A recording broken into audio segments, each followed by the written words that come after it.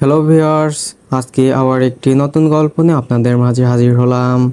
আজকের গল্পটি হলো বৃষ্টি ক্লান্ত শহরে, লেখিকা সুব্রতা শুভা। গল্পের প্রথম অংশ। বিয়ের পরের দিন নতুন বউ আম গাছের মগডালে বসে আছে।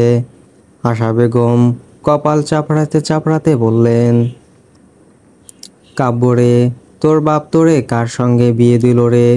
বিয়ের পরের দিন নতুন বউ আম গাছের ডালে বসে পা ঝুলিয়ে আম খাচ্ছে। মানুষ এখন কি বলবে বল? শুভ্রতা কপাল কুঁচকে চিল্লিয়ে বলল, শাশুড়ি আমার হিরো মার্কা জামাইয়ের কানে কি বিষ ঢালছেন? আশা বেগম যেন বাক্যহীন হয়ে পড়লেন। শুভ্রতা আবারও চেঁচিয়ে বলে উঠল, শাশুড়ি আম খাবেন, এখান থেকে ছুড়ে দেব নাকি আম?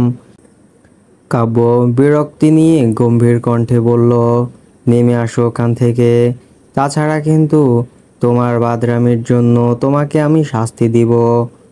আর ওখান থেকে যদি পড়ে যাও তাহলে আমি আবার তোমাকে আছাড় দিব বলে রাখলাম। সুব্রতা পাশের ডালের আরও দুটো আম ছিঁড়ে নিয়ে গাছ থেকে নেমে আশা বেগমের হাতে ওই দুটো আম গুজে দিয়ে বলল, আম দুইটা আপনারা একসঙ্গে খাবেন, অনেক মজা খেতে দেখবেন। কাব্যের দিকে তাকিয়ে শুভ্রতা একটা মুখ ভেঙচি দিয়ে চলে গেল। আশা বেগম কাব্যের কাছে এসে বলল, বাবুরে, এই মেয়েকে নিয়ে তুই কেমনে থাকবি ঢাকায় গিয়ে? এখানেই যা যা করছে, ওখানে গেলে তো তোর সব কিছু শেষ করে দিবে। কাব্য আশা বেগমের কথায় পাত্তা না দিয়ে ভ্রু কুঁচকে তাকিয়ে রইল শুভ্রতার যাওয়ার দিকে। শুভ্রতা চোখের আড়ালে চলে যেতেই কাব্য বিরক্তি নিয়ে আশা বেগমের দিকে তাকিয়ে বলল, আম্মু, এখন তোমার বক বক বাদ দিয়ে আমাকে খাবার দাও তো। আশা বেগম গট গট পায়ে বাড়ির ভেতর চলে গেলেন। কাব্য ওনার পেছন পেছন চলে গেল। শুভ্রতা দুই পা সোফায় তুলে গালে হাত দিয়ে টিভিতে গোপাল ভাঁড় দেখছে। আনিসুল চৌধুরী অফিসের জন্য রেডি হয়ে এসে শুভ্রতার পাশে বসলো। উনি শুভ্রতার মাথায় হাত রেখে বললেন, মা তুমি থাকো তাহলে, আমি অফিসে যাচ্ছি। কিছু দরকার হলে কাকলিকে বলবে কেমন? ও আজ আর কলেজে যাবে না। শুভ্রতা গাল ফুলিয়ে বলল, বাবা, আমি আব্বুর কাছে যাব। আনিসুল চৌধুরী শুভ্রতাকে বলল, কাল নিয়ে যাবনি মা, আজ থাকো এখানে। আর তোমার শাশুড়ি মা তোমাকে কিছু বললে কাকলির ফোন থেকে কল দিও আমাকে। শুভ্রতা দাঁত বের করে হেসে বলল, তোমাকে বলতে হবে না, আমি দেখে নিবনি। কাব্য গাড়ির চাবি হাতে নিয়ে ব্যস্ত কণ্ঠে বলল, বাবা চলেন এখন, দেরি হয়ে গেল। বলেই চলে গেল কাব্য। শুভ্রতা সেই দিকে তাকিয়ে মুখ ভেঙচি কাটল। আনিসুল চৌধুরীকে বলল, কি এক মুখ গোমরা ছেলে বানাইছেন বলুন তো? সারাদিন মুখটাকে বাংলার পাঁচের মতো করে রাখে হুদাই। আনিসুল চৌধুরী শুভ্রতার কথায় হাসলেন। চলে যেতে যেতে আশা বেগমকে উদ্দেশ্য করে বললেন, আশা তুমি কিন্তু মেয়েটাকে কিছু বলো না, আমার মান সম্মানের ব্যাপার, আমি কিন্তু ওকে দায়িত্ব নিয়ে এসেছি। আশা বেগম মুখ ভেঙচি কেটে বললেন, ও যেন আমাকে বিরক্ত করে না। একটু আগেই আম গাছের মগডালে বসেছিল, মানুষ কি বলবে সেই দিকে কোনো খেয়াল আছে তোমার?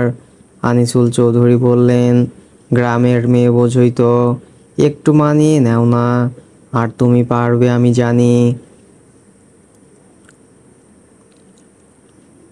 আশা বেগম মুখ ফুলিয়ে রাখলেন, কোনো প্রতি উত্তর করলেন না। শুভ্রতা লাফাতে লাফাতে চলে গেল রান্নাঘরে।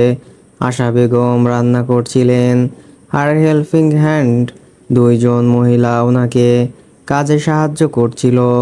শুভ্রতা রান্নাঘরের দরজায় দাঁড়িয়ে বলল, শাশুড়ি আমাকে খেতে দিন তো, আমার ক্ষুধা পেয়েছে। আশা বেগম কথা বললেন না। শুভ্রতা ভ্রু কুঁচকে বলল, কি হলো শাশুড়ি, আপনি কি কানে শুনছেন না? কানে কি তুলা দিয়েছেন?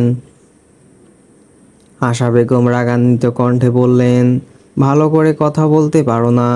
সামান্য কথা বলাটাও তোমার বাবা মা শেখায়নি তোমায়? মুহূর্তেই মনটা খারাপ হয়ে গেল শুভ্রতার। মুখটা ছোট করে বলল, আসলে আমার আম্মু আমাকে জন্ম দিতে গিয়েই মারা যান, তাই আমার আম্মু আমাকে কিছু শেখাতে পারেনি। আশা বেগমের খারাপ লাগলো একটু। সুব্রতা সেখান থেকে চলে যেতে নিলেই আশা বেগম গম্ভীর কণ্ঠে বললেন, এই মেয়ে দাঁড়াও, খাবার টেবিলে গিয়ে বসো, আমি তোমার খাবার এনে দিচ্ছি। সুব্রতা মুচকি হাসলো।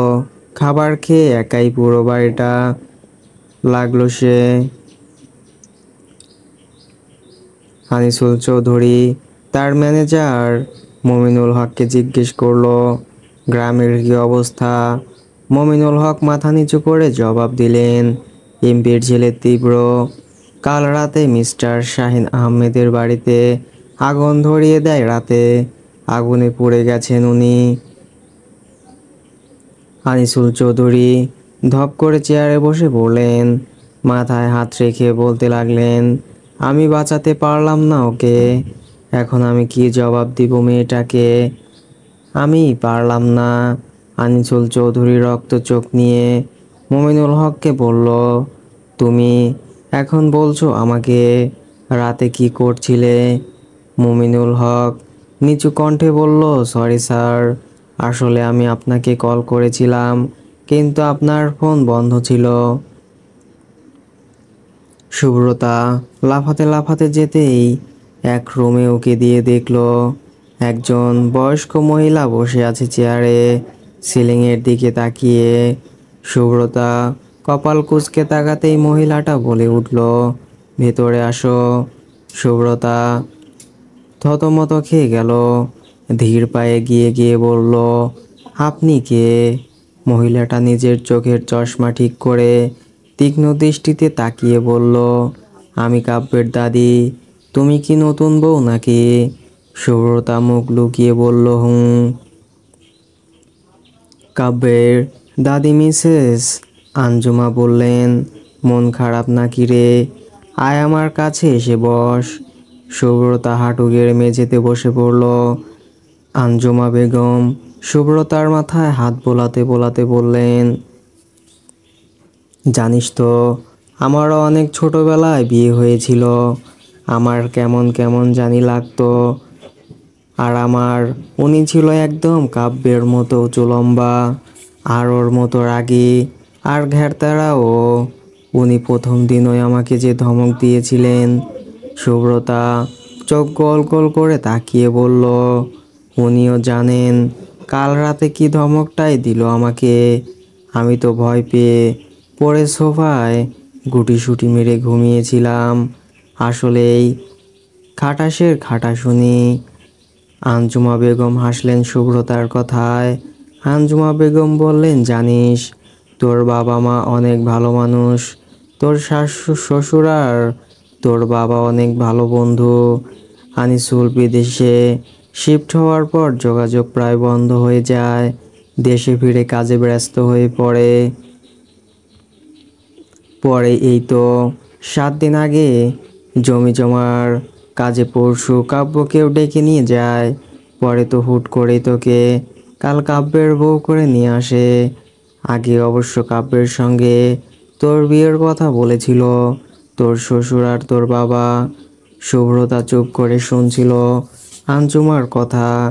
কাকলিকে আসতে দেখে দেশে আঞ্জুমা বেগম বললেন, কাকলি যা তো শুভ্রতার সঙ্গে একটু আড্ডা দিত, মেয়েটা একা একা বিরক্ত বোধ করছে।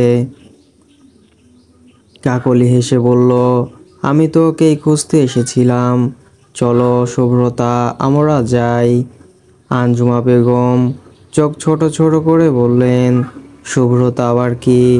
ও তোর বয়সে ছোট হতে পারে কিন্তু ও তোর সম্পর্কে তো বড়। কাকলি ফুঁস করে নিঃশ্বাস ছেড়ে বলল, আচ্ছা বাবা, ভাবে চলেন যাই তাহলে। আঞ্জুমা বেগম হাসলো। শুভ্রতার কাকলি চলে গেল।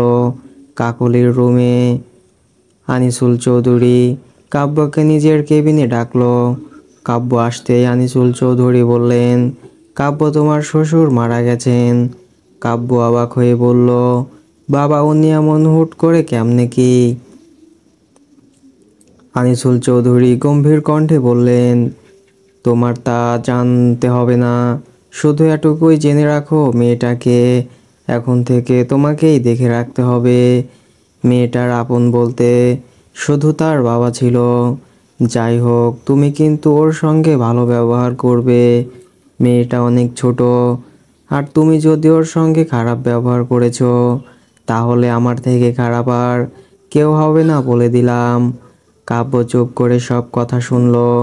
ওর বাবা আবারও বললেন, যাই হোক, সত্যি যতই কঠিন হোক না কেন, মেনে নিতে হবে। আর তোমার সঙ্গে শুভ্রতার মিল সৃষ্টিকর্তার থেকে ঠিক করা। তাই তো দেখো ভাগ্যর কি পরিহাস, তোমাদের কিভাবে মিলিয়ে দিল। আমি বিশ্বাস করি তুমি তোমার দায়িত্বের ঠিক মতো যত্ন করবে। কাব্য বলল, আচ্ছা বাবা, আমি একটু আসি, আমার কাজ আছে। আনিসুল চৌধুরী বললেন, যাও, কিন্তু মনে যেন থাকে শুভ্রতার কথা। কাব্য চুপচাপ কেবিন থেকে বেরিয়ে এলো। নিজের কেবিনের চেয়ারে হেলান দিয়ে বসে চোখ বন্ধ করে রইল। কি থেকে কি হয়ে গেল তার জীবনে। আগের থেকে সে প্রেম ভালোবাসা পছন্দ করতো না, কিন্তু দায়িত্ব কর্তব্য ঠিকই পালন করতে জানে সে। ওই দিন যখন কাব্য যায়, তখন সুব্রতার বাবা ওর হাত ধরে কান্নাকাটি করে বলেছিল, বাবা, আমার মেয়েটার অনেক বড় বিপদ, তুমি ওকে বাঁচাতে পারো। তুমি দয়া করে আমার মেয়েটাকে বিয়ে করে নাও, আমি তাহলে তোমার কাছে চিরকৃতজ্ঞ থাকবো বাবা। কাব্য ওনার হাত ধরে বলেছিল, আঙ্কেল, এমন করে বলবেন না।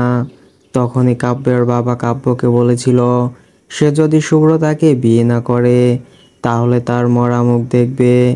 এক প্রকার বাধ্য হয়েই বিয়ে করতে হয় সুব্রতাকে। কিন্তু কি এমন বিপদ হয়েছিল সুব্রতার যে এমন করে বিয়ে করতে হলো? এগুলোই ভেবেছিল কাব্য। কাব্যর ভাবনার ছেদ ঘটল মুমিনুল হকের ডাক শুনে। কাব্য কাজে মন দেয়। পরন্ত বিকেলে শুভ্রতা আর কাকলি গল্প করছিল। কাকলি বলল, তুমি কোন ক্লাসে পড়ছো? শুভ্রতা ফুস করে একটা নিঃশ্বাস ছেড়ে বলল, আর বলো না, একাদশ শ্রেণীতে উঠেছি। পড়াশোনার কথা না বললে হতো না। কাকলি হেসে বলল, কেন, তোমার পড়াশোনা ভালো লাগে না? আর অবাক করা বিষয় হচ্ছে, আমিও এবার একাদশ শ্রেণীতেই পড়ছি। শুভ্রতা বলল, আমার পড়াশোনা করতে ভালো লাগে না। আশা বেগম কাকলির রুমের বারান্দায় এসে বললেন, তা কেন ভালো লাগবে? গাছে উঠে বসে থাকতে তো ভালোই লাগবে তার। শুভ্রতা চোখ ছোট ছোট করে তাকিয়ে রইল আশা বেগমের দিকে। আশা বেগম টি টেবিলে চায়ের কাপ আর নুডলস দিয়ে মুখ ভেঙচি দিয়ে চলে যেতে নিল। তখন শুভ্রতা ওনার হাত ধরে টেনে বলল, শাশুড়ি, আপনি খাবেন না? আশা বেগম গম্ভীর কণ্ঠে বললেন, আমাকে নিয়ে তোমার এত ভাবতে হবে না। শুভ্রতা ভ্রু কুঁচকে বলল, পরে বলবেন আমি শাশুড়ির খেয়াল রাখি না, হেন তেন আর কত কিছু। এখন চুপ করে বসেন, আমি আপনার চা নিয়ে আসি। আশা বেগম কিছু বলতে নিবেন, তার আগেই শুভ্রতা দৌড়ে চলে গেল। মুহূর্তের মধ্যেই খাবার নিয়ে চলে এলো। আশা বেগম মুখ ঘুরিয়ে বসে রইল। শুভ্রতা এক চামচ নুডলস নিয়ে আশা বেগমের মুখ নিজের দিকে নিয়ে খাইয়ে দিল আর বলল, নেন, খান, এখন এত ঢং আমার ভালো লাগে না, আমার ক্ষুধা লেগেছে, একা একা খান এখন। বলেই মুখ ভেঙচি কেটে খেতে লাগলো শুভ্রতা। আশা বেগম মনে মনে হাসলেন আর ভাবলেন, মেয়েটা পারেও বটে। এমন ব্যবহার করেছে যেন তাদের কতদিন চেনে। রাতে কাব্য বাসায় ফিরে সোজা নিজের রুমে চলে গেল। ব্যাগ মোবাইল রেখে টাওয়েল নিয়ে চলে গেল ওয়াশরুমে। আনিসুল চৌধুরী সোজা নিজের মায়ের রুমে চলে গেল। আঞ্জুমা বেগম আজ শোয়া হয়ে টিভি দেখছিলেন। ছেলের ক্লান্ত মুখ দেখে মুচকি হেসে টিভি বন্ধ করে ছেলেকে কাছে ডাকলেন। আনিসুল চৌধুরী মুখ ছোট করে বললেন, মা, তোমাকে তো সব কথাই বলেছিলাম, কাল রাতে শাহিন মারা গেছে। আঞ্জুমা বেগম অবাক হয়ে বললেন, কিভাবে, কি বলছিস তুই? আনিসুল চৌধুরী বললেন, মা, সত্যি বলছি আমি। কাল রাতে এমপির ছেলে শাহিনের ঘরে আগুন লাগিয়ে দেয়, সেখানেই ও। বলতে গিয়ে আনিসুলের গলায় কথা আটকে যায়। কারো ফোঁপানো আওয়াজে দুইজন দরজার দিকে তাকায়। শুভ্রতাকে দেখে দুজনেই চমকে ওঠে।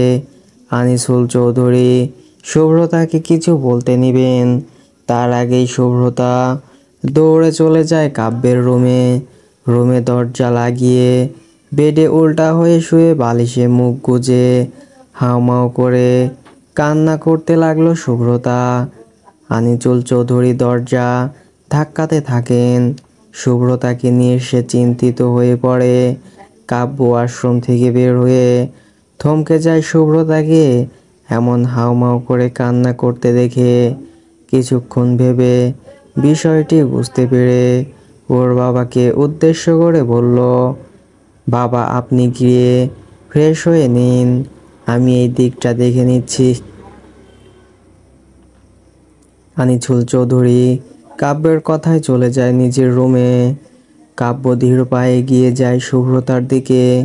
শুভ্রতা কাঁধে আলতো করে স্পর্শ করে বলল, কান্না করো না, দেখো কেউ তো আর সারা জীবন বেঁচে থাকে না, নিজেকে শক্ত করো।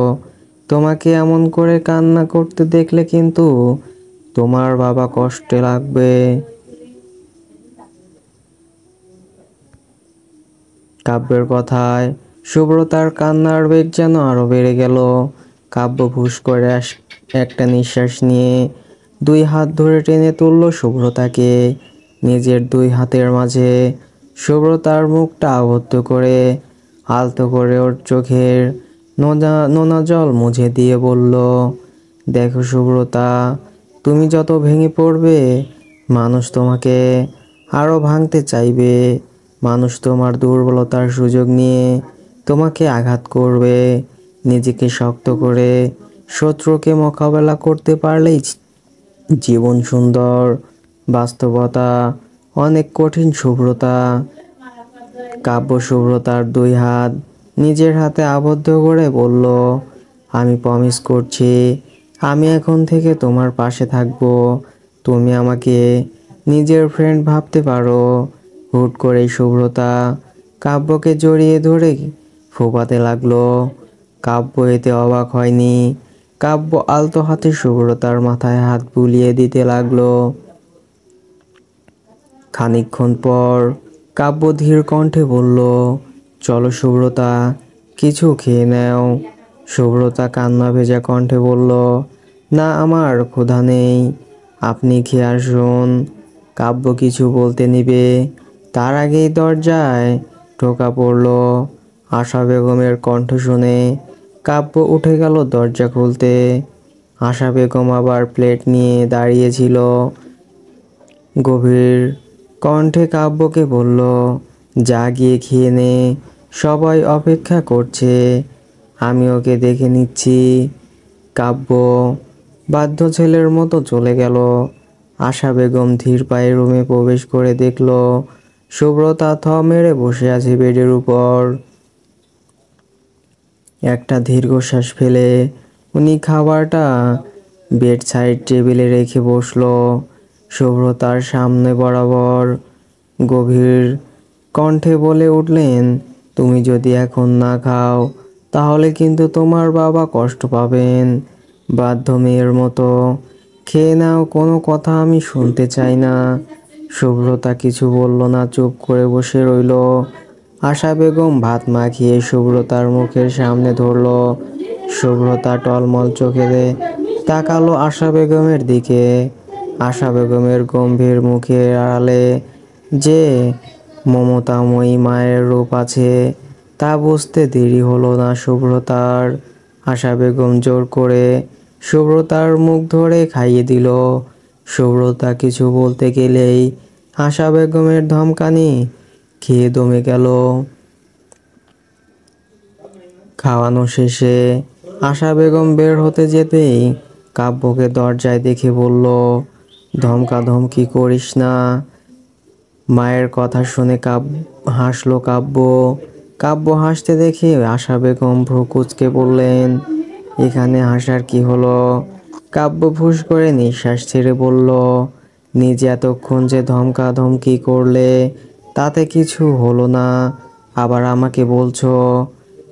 আশা বেগম মুখ ঘুরিয়ে বলল, ওটা আলাদা কথা। আমি ধমকাধমকি না করলেও খাবারটা খাইতো না। পরে অসুস্থ হলে কি হতো? আমাকেই তো তোর বাবা দেখতে বলতো। কথাগুলো বলেই গট গট পায়ে চলে গেলেন আশা বেগম। কাব্য মায়ের যাওয়ার দিকে তাকিয়ে মুচকি হাসলো। কাব্য লাইট অফ করতেই শুভ্রতা বেড থেকে উঠে যেতে নিলেই কাব্যর হাত ধরে আটকিয়ে বলল, সোফায় যেতে হবে না তোমার। শুভ্রতা গুটিসুটি মেরে বেডের বাম সাইডে শুয়ে পড়ল। কাব্য ড্রিম লাইট জ্বালিয়ে দিয়ে বেডে ডান সাইডে শোয়া হয়ে শুভ্রতার মাথায় হাত রাখলো। শুভ্রতা রিন রিন কণ্ঠে বলল, আপনি ঘুমান, আমার জন্য চিন্তা করতে হবে না, আমি ঠিক আছি। কাব্য গম্ভীর কণ্ঠে বলল, তোমার এত কথা বলতে হবে না, চুপচাপ ঘুমাও। শুভ্রতা আর কিছু বলল না, চোখ বন্ধ করে রইল। কিছুতেই ঘুম আসছে না শুভ্রতার। শুভ্রতা কাব্যের দিকে ফিরে দেখল কাব্য সিলিংয়ের দিকে এক দৃষ্টিতে তাকিয়ে আছে। শুভ্রতা রিন রিনে কণ্ঠে বলল, আপনি কি জানেন আমাদের হুট করে কেন বিয়ে হলো? কাব্য ভ্রু কুঁচকে তাকালো শুভ্রতার দিকে। শুভ্রতা সিলিংয়ের দিকে সোজা হয়ে সেদিকে তাকিয়ে বলল, শুনুন তাহলে। আমি যখন কলেজে উঠি তখন থেকেই কাহিনী শুরু।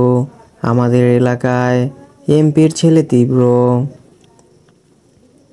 বড়লোকের অবাধ্য সন্তান বলা চলে। সে কলেজের সামনে মেয়েদের টিজ করে বেড়াতো। ছেলেটা খারাপের সেরা বললেই চলে। যত খারাপ কাজ ছিল সব কাজেই সে করত। সে যাই হোক, ওর দৃষ্টি আমার ওপর পড়ে। সে আমাকে খারাপ কথাও ইঙ্গিত করায়, আমি ওকে একটা থাপ্পড় মারি। এটা নিয়ে ও একদম ক্ষেপে ওঠে। বাসায় এসে হুমকি দিয়ে যায়, বাবাকে ডেকে আমাকে বিয়ে করার কথা বলে। আমার বাবা জানতেন ও কেন বিয়ে করতে চাইছে। ওর ওর আগেও দুটো বউ ছিল যাদের বিয়ের পর সে খুন করে। কিন্তু এই কথা সবাই জানে, কিন্তু ক্ষমতার কাছে আর কি। সে যাই হোক, আমার বাবা যখন ওর প্রস্তাবে রাজি হয় তখন হুমকি দেয় আমাকে তুলে নিয়ে যাবে। পরে আমাদের বাসায় টাকা গহনা সব দেয়, বাবা সব কিছু ফিরিয়ে দেয়। ওই দিন রাতে বাবা আমাকে আপনার হাতে তুলে দেয়। উনি বলেন আমাকে না পেয়ে ওরা দমে যাবে, কিন্তু কথাগুলো গলায় যেন দলা পাখি আছে শুভ্রতার। কাব্য বুঝতে পেরে কাত হয়ে শুভ্রতার দিকে হলো, ধীর কণ্ঠে বলে উঠল, আল্লাহর মায়ের দুনিয়ার বাইর, তুমি চিন্তা করো না, ওর শাস্তি আল্লাহ নিজে হাতে দিবেন। তুমি শুধু আল্লাহর উপর ভরসা রাখো, দেখবে ওর শাস্তিও পাবে, ইহকলে না পাক পরকালে তো পাবেই পাবে, আল্লাহর ওপর ছেড়ে দাও। শুভ্রতা পরপর কয়েকটা দীর্ঘশ্বাস ফেলল। কাব্য শুভ্রতার মাথায় হাত বুলিয়ে দিতে লাগলো। কথাগুলো কাব্যকে বলে একটু হালকা লাগছে শুভ্রতার। চোখ বুজে এলো তার। কিছুক্ষণের মধ্যেই ঘুমের রাজ্যে তলিয়ে গেল সে। ড্রিম লাইটের মৃদু আলোতে স্নিগ্ধ লাগছে শুভ্রতাকে। ঘুমন্ত শুভ্রতার মুখে যেন চোখ আটকে গেল কাব্যের।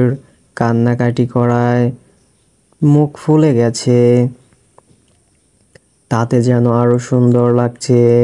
এর আগে উপন্যাস গল্পে মেয়েদের ঘুমন্ত চেহারার সৌন্দর্যের বিবরণ দেখেছে, আজ নিজের চোখে দেখছে উজ্জ্বল শ্যামবর্ণের মেয়েটাকে যেন এক অসম্ভব মোহনীয় নারী লাগছে।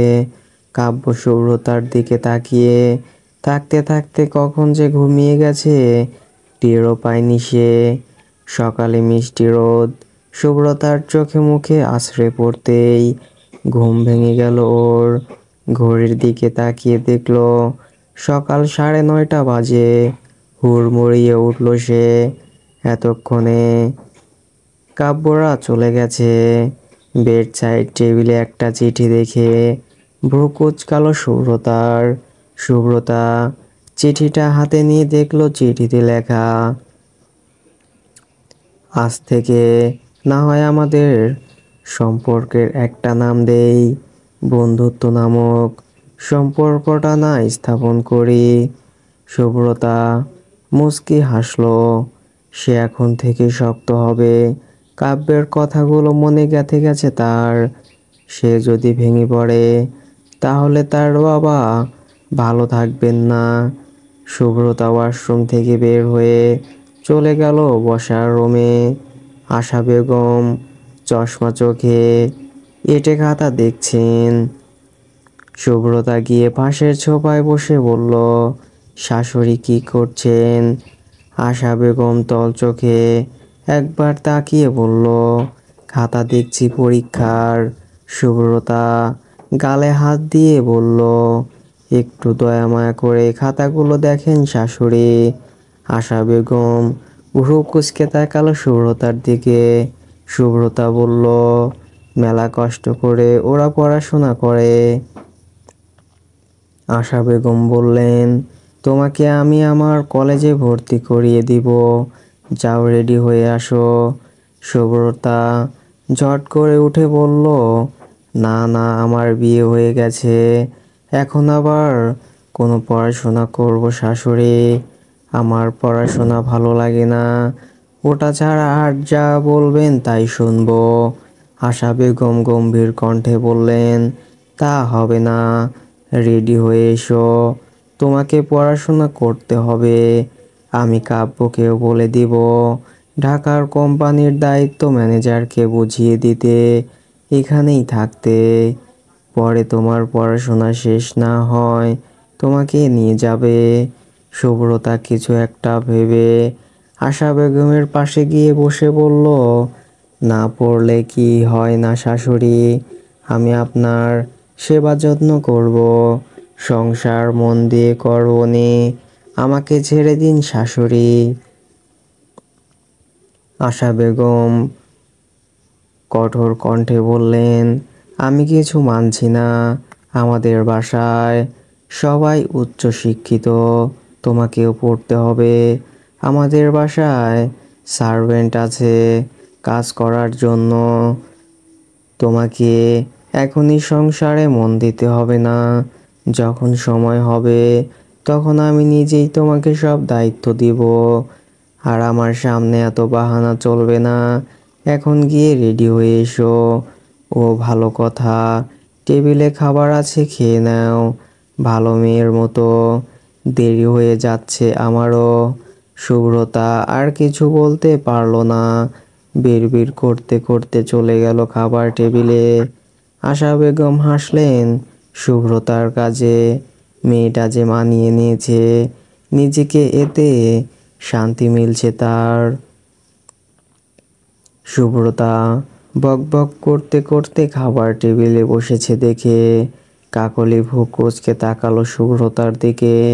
শুভ্রতা কপাল চাপড়াতে চাপড়াতে বলল, আল্লাহ গো, কি শাশুড়ি দিলা গো, আমার পড়াশোনা নিয়ে লাগছে গো, আমার কপালটাই খারাপ। কই ভাবলাম বিয়ে হয়ে গেছে আর পড়াশোনা করতে হবে না। কাকলি খেতে খেতে বলল, এখনো তো আম্মুকে চেনোনি, তোমাকে যখন পড়াতে বসাবে তখন বুঝবে। আমাদের কলেজের সিনিয়র টিচার আম্মু, সবাই জমের মতো ভয় করে। শুভ্রতা চোখ বড় বড় করে তাকালো কাকলির দিকে, অবাক কণ্ঠে বলল, কি বলছো, উনি আমাকে পড়াতেও বসাবেন? কাকলি বলল, এখন তাড়াতাড়ি খেয়ে নাও, তাছাড়া আম্মু আবার বকবে। শুভ্রতা মুখ বাঁকিয়ে খেতে লাগলো। কান মাথা ভো ভো করছে, আবারও তাকে পড়তে হবে। তার শাশুড়িও কি পড়াতে বসলে ও শেষ। এগুলোই ভাবছিল শুভ্রতা। তখনই কলিং বেল বেজে উঠল। এক সার্ভেন্ট গিয়ে দরজা খুলে দিল। শুভ্রতা ভ্রু কুঁচকে তাকিয়ে রইল দরজার দিকে। লম্বা শ্যামবর্ণের একটা ছেলে, দেখতে আনিচুল চৌধুরীর মতো কিছুটা। কাকলি ভাইয়া বলে দৌড়ে গেল। শুভ্রতা চোখ ছোট ছোট করে তাকিয়ে রইল। পাশে থাকা একটা আধবয়সী সার্ভেন্ট ললিতাকে জিজ্ঞাসা করলো, আন্টি এই ছেলেটা কে? ললিত সামনে তাকিয়ে আবারও টেবিল গোছাতে গোছাতে জবাব দিল, উনি কিরণ চৌধুরী, স্যারের ছোট ছেলে, মানে আপনার দেবর হয় সম্পর্কে। শুভ্রতা বলল, ও তা, উনি কোথায় ছিল এই কয়েকদিন? ললিত নরম কণ্ঠে আবার জবাব দিল, ঘুরতে গিয়েছিলেন বিদেশে। শুভ্রতা বলল, ও বুঝলাম। আশা বেগম ছেলেকে দেখে বললেন, যা গিয়ে ফ্রেশ হয়ে আয়। ললিত, তোকে খাবার দিবিনি, আমি কলেজে যাব একটু পর, রেডি হয়ে গিয়ে। কিরণ কিছু না বলে সামনে এগোতেই শুভ্রতাকে দেখতে পেল।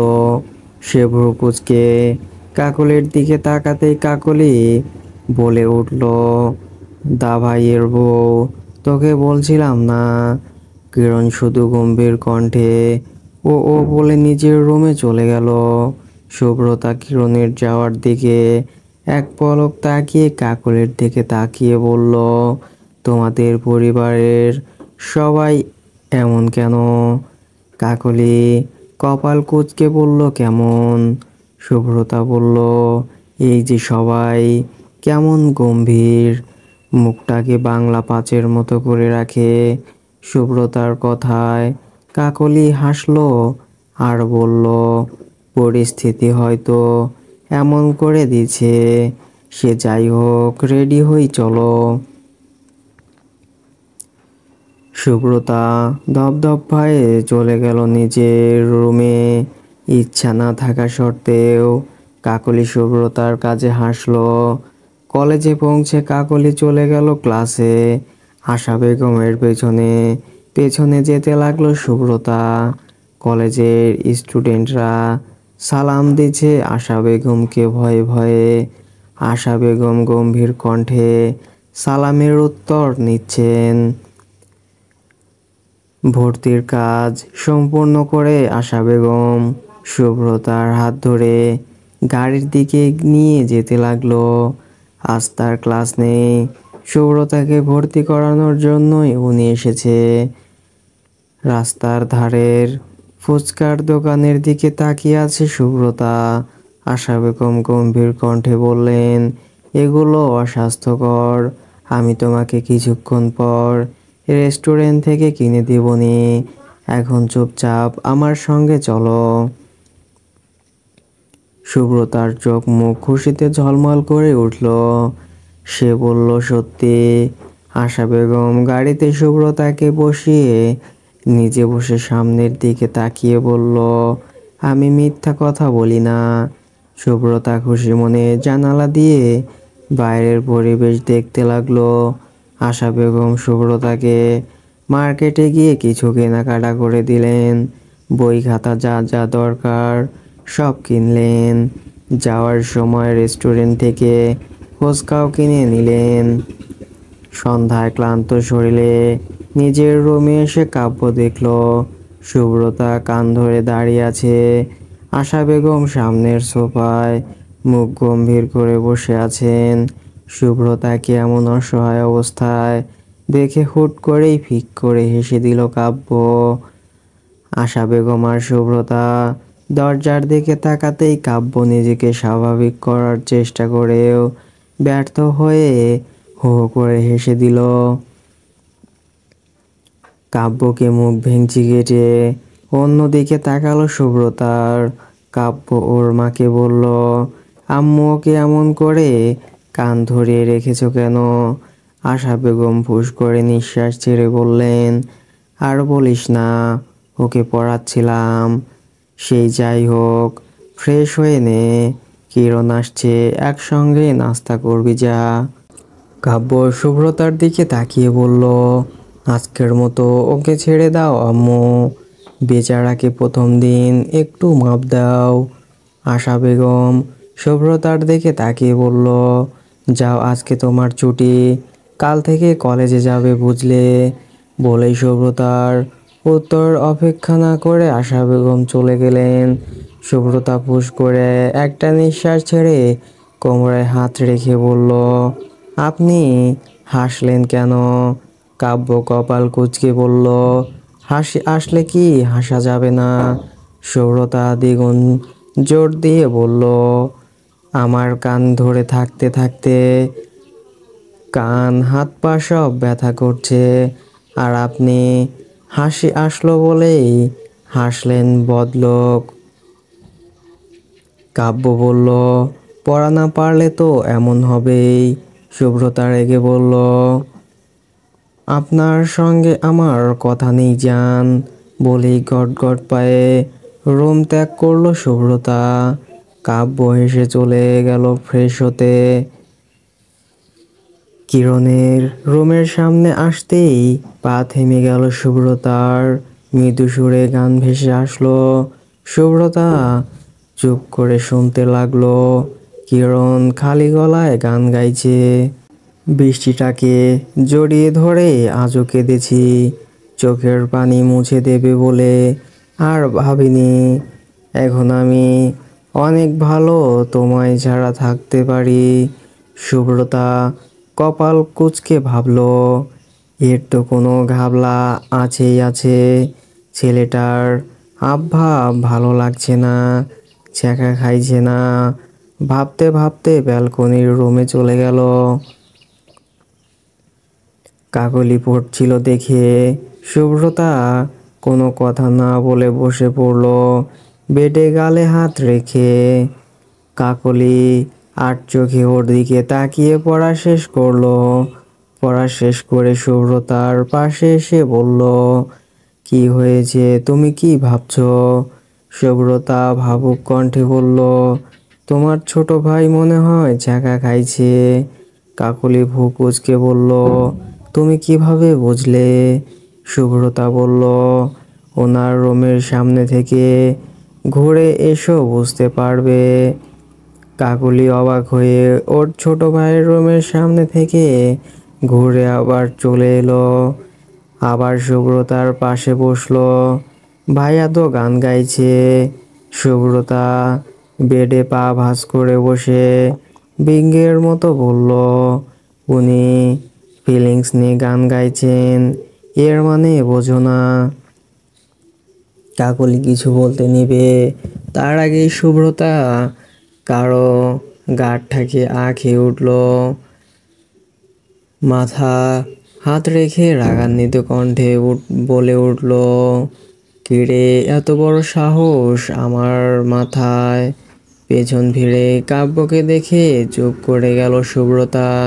কাব্য বুকে হাত গুজে ভ্রু কুঁচকে তাকিয়ে আছে ওর দিকে। কাব্য সন্দেহ নিয়ে বলল, তোমার এত বুদ্ধি কোথায় থেকে আসে? শুভ্রতা আমতা আমতা করতে লাগলো। কিরণ দরজায় ঠেস দিয়ে দাঁড়িয়ে বলল, দা ভাই তুমি এই পিচ্চিকে বিয়ে করলে শেষমেশ। ও তো বুঝতেও পারলো না আমার কত ট্যালেন্ট। আমি ফিলিংস নিয়ে গান গাইছি, তাই আমি ছ্যাঁকা খাইছি কি যুক্তি দা ভাই। সুব্রতা দাঁত কিটমিট করলো। কাব্য ফুস করে নিঃশ্বাস ছেড়ে বলল, সবাই আমার কপালের দোষ। কিরণ কাকলির কাছে গিয়ে ওর চুল টেনে বলল, কিরে মশা, নতুন বান্ধবী পেয়ে আমাদের ভুলে গেছিস? কাকলি বিরক্তিতে চোখ মুখ কুঁচকে বলল, ভাইয়া তুই সব সময় আমার চুলের সাথে লাগিস। লাগে না আমার।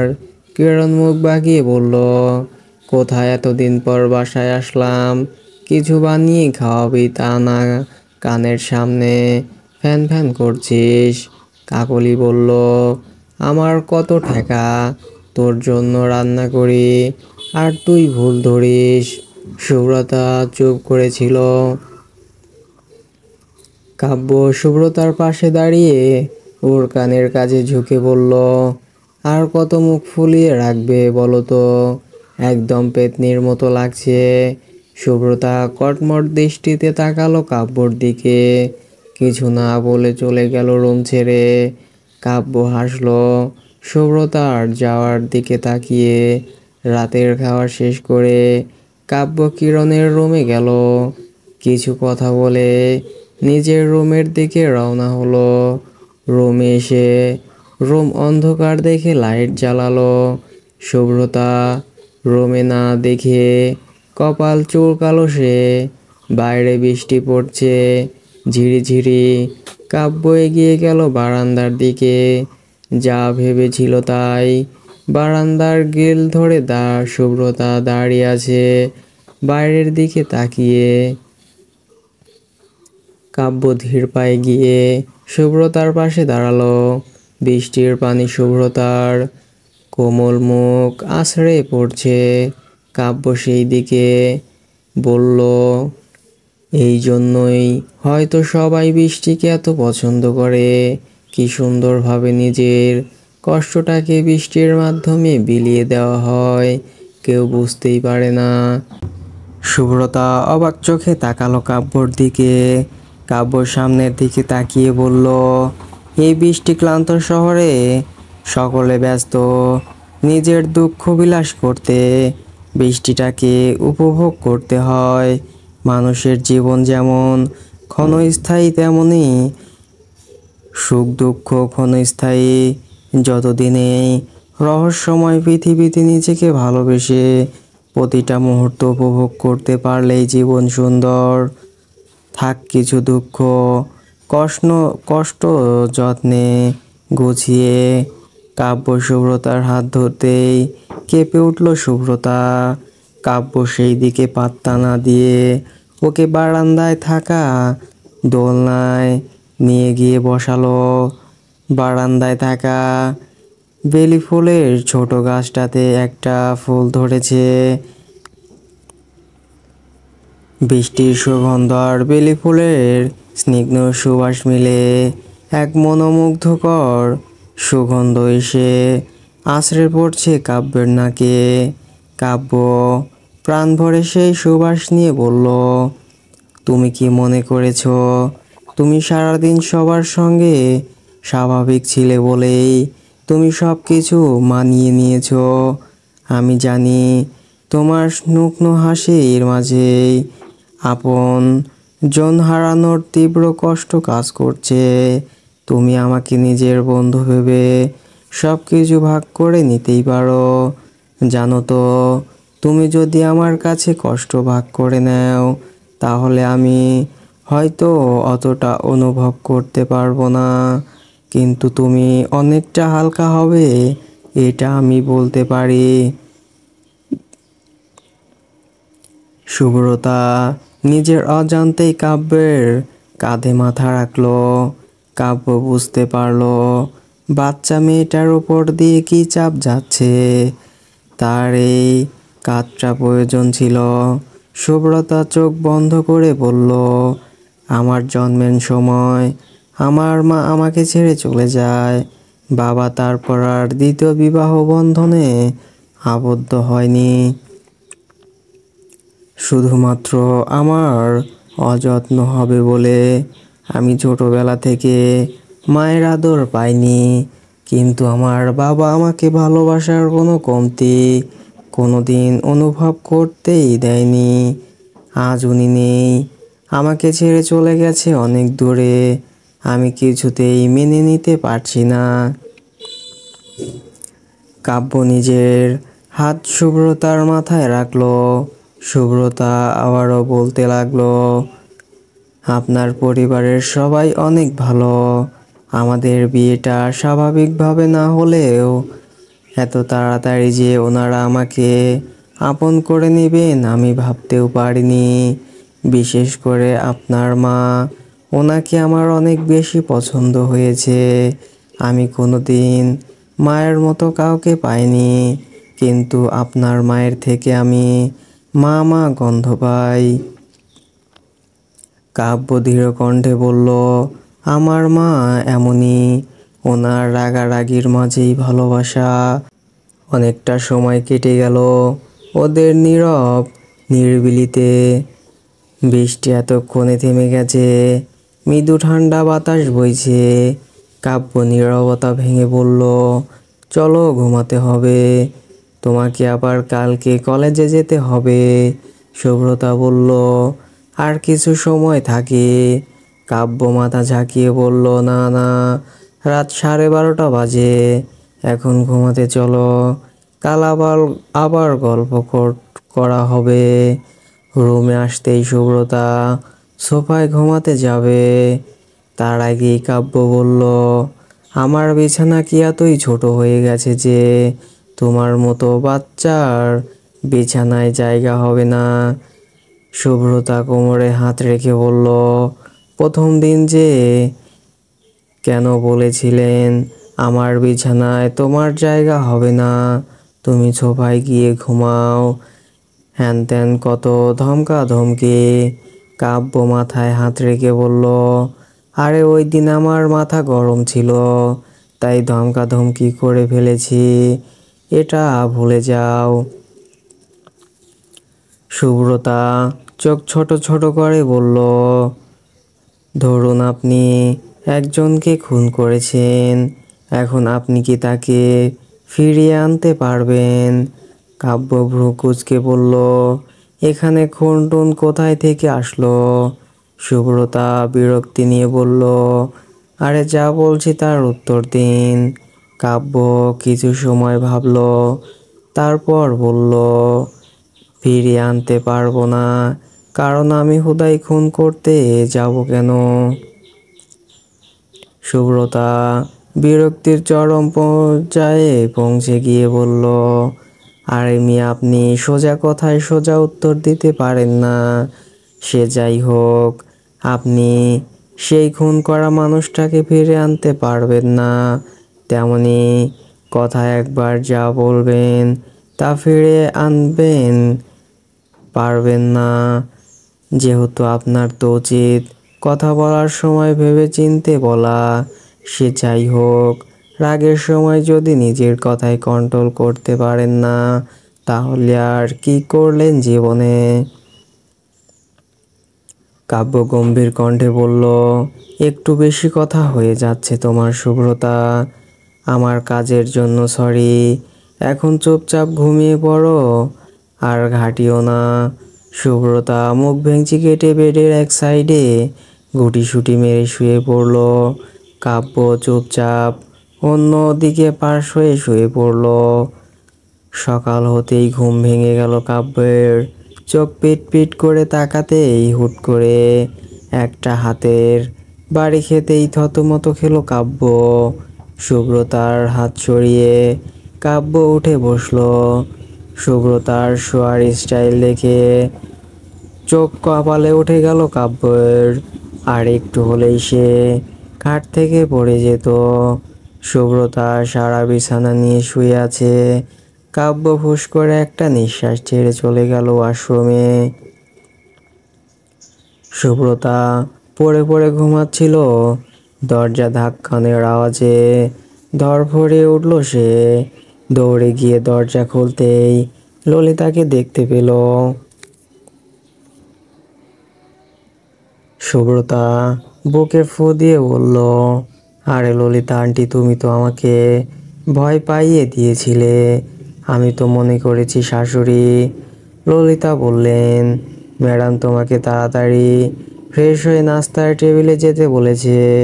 তারপর আবার কলেজের জন্য রেডি হতে হবে তোমার। তুমি কি কলেজের কথা ভুলে গেছো?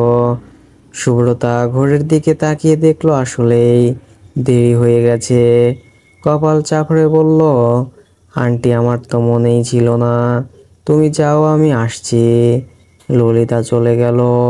সুব্রতা পেছনে ঘুরতেই শুধু টাওয়েল পরা অবস্থায় কাব্যকে দেখে তার চোখ কপালে উঠে গেল। চোখ বড় বড় করে অবাক কণ্ঠে বলল, সকাল সকাল আপনার আবার কি হলো? এমন অবতায় হয়ে দাঁড়িয়ে আছেন যে? কাব্য ভ্রু কুঁচকে বলল, মানে? সুব্রতা বলল, আপনি সকাল সকাল খালি টাওয়েল পরে ঘুরে বেড়াচ্ছেন কেন? কাব্য কাবার থেকে শার্ট প্যান্ট বের বের করতে করতে বলল, শাওয়ার নিলাম, অফিসে যাব। আর আমার রুমে আমি টাওয়েল পরে থাকলে কি সমস্যা? সুব্রতা হা হয়ে বলল, আপনার মনে নেই? রুমে শুধু আপনি একাই নেই, একটা মেয়েও আছে। কাব্য স্বাভাবিকভাবেই বলল, তুমি তো এমন ভাব করছো যেন আমি টাওয়ালও পরিনি। সুব্রতার চোখ আরো বড় হয়ে গেল। কাব্য ওর দিকে তাকিয়ে বলল, এবার কিন্তু আর ললিতা আন্টি আসবে না, আম্মুই আসবে। সুব্রতা হুঁশ হতেই সে দৌড়ে ওয়াশরুমে চলে গেল। সুব্রতার যাওয়ার দিকে তাকিয়ে হো হো করে হেসে দিল কাব্য। কাব্য অফিসে যাওয়ার জন্য রেডি হতে লাগলো। কিছুক্ষণ বাদে সুব্রতা ওয়াশরুম থেকে বেরিয়ে আবারও ভোঁ দৌড় দিল খাবার টেবিলের দিকে। সুব্রতা দৌড়ে রুম থেকে বের হচ্ছিল, তখন কাকলি ওকে ডেকে বলল, আরে ভাবি, আসতে যাও, দাঁড়াও একসঙ্গে যাই। সুব্রতা বলল, না না, দেরি হয়ে গেছে, শাশুড়ি খেপে যাবে আবার। কাকলি কিছু বলতে নিবে, তার আগেই সুব্রতা সেখান থেকে ভোঁদড়। সুব্রতা খাবার টেবিলে এসে দেখলো সেখানে অলরেডি আঞ্জুমা বেগম, আনিসুল চৌধুরী, আশা বেগম আর কিরণ বসে আছে। ওরা সবাই ওর দিকে তাকাতেই সুব্রতা দাঁত বের করে হাসলো। আশা বেগম সুব্রতার দিকে একবার তাকিয়ে খাওয়াতে মন দিল। কাকলিও বসে পড়ল। আনিসুল চৌধুরী বললেন, সুব্রতা মা, তোর কোনো সমস্যা হচ্ছে না তো? সুব্রতা বলল, না না আব্বু, আমার কোনো সমস্যা হচ্ছে না। কাব্য এসে সুব্রতার পাশের চেয়ারে বসলো। আশা বেগম আনিসুল চৌধুরীকে বলল, কাব্যের শিফট এখানেই করে দিলে ভালো হয়। ঢাকার অফিসের দায়িত্ব অন্য কাউকে দিয়ে দাও, পরে না হয় কাব্য ওখানে যাবেনি। আনিসুল চৌধুরী খাওয়া শেষ করে মুখ মুছতে মুছতে বলল, আচ্ছা আমি দেখছি। কাব্যকে আশা বেগম আগের দিন বলাতেও আর কিছু বলল না। আর সে জানে ওর আম্মু যা বলে তা করেই, কিছু করে লাভ নেই।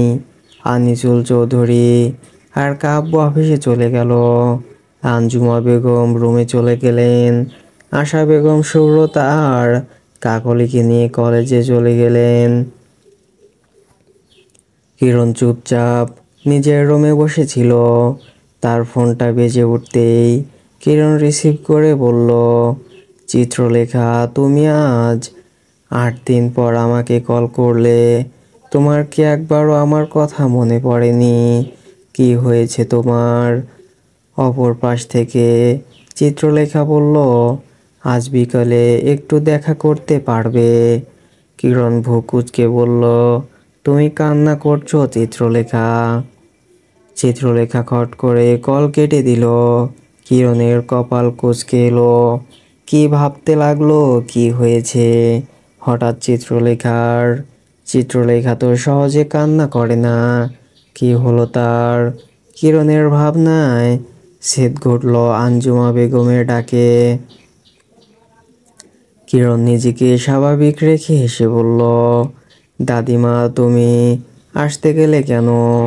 আমাকে ডাকতে আমি চলে যেতাম। আঞ্জুমা বেগম বেডে কিরণের পাশে এসে বসে বলল, কতদিন তোর সঙ্গে গল্প করি না বাছা, এই চলে এলাম, দেখলাম তুইও এমনি বসে আছিস। কিরণ আঞ্জুমা বেগমের কোলে মাথা রেখে শুয়ে পড়ল। আঞ্জুমা বেগম মুচকি হেসে কিরণের মাথায় হাত বুলিয়ে দিতে দিতে বলল, মেয়েটাকে অনেক ভালোবাসিস তাই না? কিরণ চমকে গেল, বুক কুঁচকে বলল, কোন মেয়ে দাদিমা? আঞ্জুমা বেগম আবারও মেকি হাসি দিয়ে বললেন, তোকে সেই ছোটবেলা থেকে নিজের হাতে বড় করেছি। তুই কি মনে করছিস আমি কিছু বুঝি না? কোন ভার্সিটির জুনিয়র যে মেয়েটা ছিল, মেয়েটা কি যেন? কিরণ চুপ করে রয়েছে। আঞ্জুমা বেগম ভেবে বললেন, ও হ্যাঁ মনে পড়েছে, চিত্রলেখা।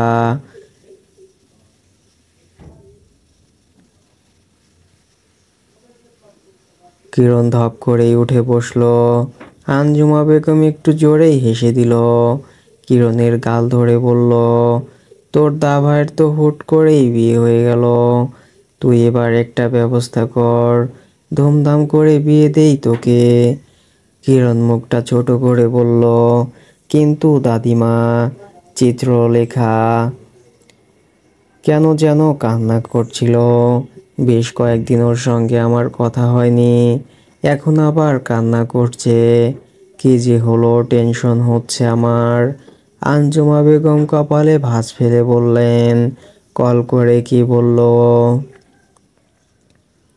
কিরণ চিন্তিত কণ্ঠে বলল, বিকেলে দেখা করতে বলেছে। আঞ্জুমা বেগম আবারও কিরণের মাথা নিজের কোলে নিয়ে বললেন, চিন্তা করিস না, যা হবে ভালো হবে। আর বিকেলে তো যাচ্ছিসই। কিরণ চুপ করে রইল। বিকেলে কাকলির রুমের জানালা দিয়ে সুব্রতা ভ্রু কুঁচকে তাকিয়ে আছে বাড়ির পেছনের দিকে। কাকলি সুব্রতার ঘাড়ে হাত রেখে বলল, তুমি কি পদ্মজা উপন্যাসের পাতাল ঘরের কথা ভাবছো? কিন্তু ভেবে লাভ নেই, কারণ ওখানে কোনো কিছুই নেই। সুব্রতা কাকলির দিকে চোখ ছোট ছোট করে বলল, তুমি কিভাবে বুঝলে আমি এমনটা ভাবছি? কাকলি দাঁত বের করে হেসে বলল, আমি যখন পড়েছিলাম তখন প্রায় সব সময় আমারও এমন মনে হতো। আর আমি কালকে বিকেলে আমার বুক সেলফ থেকে বই নিতে দেখছি। কাকলির কথা শুনে সুব্রতা হাসলো। কাকলিও হেসে দিল। কাকলি বলল, চলো একটু বাগান থেকে ঘুরে আসি, প্রাইভেটে যেতে হবে আবার। সুব্রতা চোখ বড় বড় করে বলল, এখন আবার প্রাইভেটেও যেতে হবে? কাকলি নিজের ওড়নাটা ঠিক করতে করতে বলল, তো এখন যাই তাহলে। সুব্রতা মুখ ফুলিয়ে কাকলির সঙ্গে যেতে লাগলো। বসার ঘরে যেতে আশা বেগম বলে উঠলেন, আজ তোমাদের প্রাইভেটে যেতে হবে না, টিচার বন্ধ দিয়ে দিছে। কেবলই কল করে জানিয়ে দিল আমাকে। সুব্রতা খুশিতে আশা বেগমের কাছে গিয়ে ওনার গালে টুপ করে একটা চুমু দিয়ে লাফাতে লাফাতে চলে গেল। কাকলিও ওর পিছু পিছু চলে গেল। আশা বেগম সুব্রতার যাওয়ার দিকে তাকিয়ে মুচকি হাসি দিয়ে মনে মনে বলল, পাগলি একটা। আঞ্জুমা বেগম পাশেই বসেছিল। উনি সবটাই দেখছিলেন। উনি আশা বেগমকে বললেন, মেয়েটার এখনো বাচ্চামো যায়নি, ছোট থেকে মায়ের আদর পায়নি, তুমি এমন করেই ওকে ভালোবেসো। আশা বেগম বললেন, আম্মা আমি তো আপনার কাছ থেকেই সবটা শিখেছি। আপনি তো আমাকে সবসময় নিজের মেয়ের মতোই আগলে রেখেছেন। আপনার মতো হয়তো পারবো না, কিন্তু আমি চেষ্টা করব। আঞ্জুমা বেগম আশা বেগমের মাথায় হাত রেখে বললেন, তোমাদের ভালো হোক এই দোয়াই করি। তোমার সংসার যেন এমন শান্তিতে পরিপূর্ণ থাকে। কাকলি আর সুব্রতা বাগানের ছাউনি দেওয়ার জায়গায় বসে আছে আর চা খাচ্ছে। আজ আকাশটা বড্ড সুন্দর লাগছে সুব্রতার। মেঘগুলো সুন্দর আকাশে ভেসে বেড়াচ্ছে। সুব্রতা কি যেন ভেবে কাকলিকে বলল, আম খাবে? কাকলি ভ্রু কুঁচকে বলল, এখন আম কোথায় পাবে? আব্বুকে বলে দিবনি রাতে আসার সময় নিয়ে আসবে। সুব্রতা দাঁত কেলিয়ে বলল, আরে রাখো এসব, বাজার থেকে আনলে কি আর মজা হয়? কাকলি চোখ ছোট ছোট করে তাকালো সুব্রতার দিকে। সুব্রতা আশেপাশে খুঁজে একটা পাথর নিয়ে আম গাছে ছুঁড়ে দিল। সঙ্গে সঙ্গে দুটো আম গাছ থেকে পড়লো। সুব্রতা মুচকি হেসে আম দুটো তুলে আবারও ছাউনিতে চলে গেল। কাকলের কাছে আমগুলো দিয়ে বলল, আমগুলো রাখো, আমি বাড়ির ভেতর থেকে লবণ মরিচ নিয়ে আসছি। বলেই দৌড় দিল সুব্রতা। কাকলি শুধু ফ্যাল ফ্যাল দৃষ্টিতে তাকিয়ে রইল সুব্রতার যাওয়ার দিকে। সুব্রতা বাড়িতে ঢুকতে দেখলো আশা বেগম মন দিয়ে কি যেন করছে সোফায় বসে। সুব্রতা মনে সাহস নিয়ে পরপর কয়েকটা নিঃশ্বাস ছেড়ে ধীর পায়ে যেতে লাগলো রান্নাঘরের দিকে। সুব্রতা একটা ছোট বাটিতে মরিচ গুঁড়া আর লবণ নিয়ে নিজের ওড়না দিয়ে খুব সতর্কতার সাথে লুকিয়ে নিল। আবার চারপাশে চোখ বুলিয়ে দেখে নিল সে। ধীর পায়ে রান্নাঘর থেকে বসার রুমে আসতেই দেখলো আশা বেগম আগের অবস্থায় আছেন। সুব্রতা ধীর পায়ে যেতে নিলেই হুট করেই তার পা থেমে যায় ওর আশা বেগমের গম্ভীর কণ্ঠে। আশা বেগম বললেন, খাচ্ছ খাও, কিন্তু বেশি খেও না, পরে সমস্যা হবে। সুব্রতা ধীর কণ্ঠে বলল, আচ্ছা শাশুড়ি। বলেই দৌড় দিল। বসার রুম পেরোতেই বুকে ফু দিল সুব্রতা। নিজেকে স্বাভাবিক করে চলে গেল সে বাগানের দিকে। কিরণ বসে আছে ঝিলের ধারে চিত্রলেখার অপেক্ষায়। আজ সে তাড়াতাড়ি চলে এসেছে, এখনো আসছে না কেন চিত্রলেখা? ভাবতে ভাবতেই চিত্রলেখা ঋণ ঋণ কণ্ঠে শুনে পেছনে ফিরে তাকালো কিরণ। সো ফ্রেন্ডস, এখনকার মতো এই পর্যন্তই। পরবর্তী অংশটুকু দেখতে চাইলে অবশ্যই কমেন্ট করে জানিয়ে দিন, এবং গল্পটি ভালো লাগলে লাইক কমেন্ট শেয়ার করে পাশেই থাকুন, এবং নিত্য নতুন গল্প সবার আগে পেতে চ্যানেলটি সাবস্ক্রাইব করে রাখুন। ধন্যবাদ সবাইকে।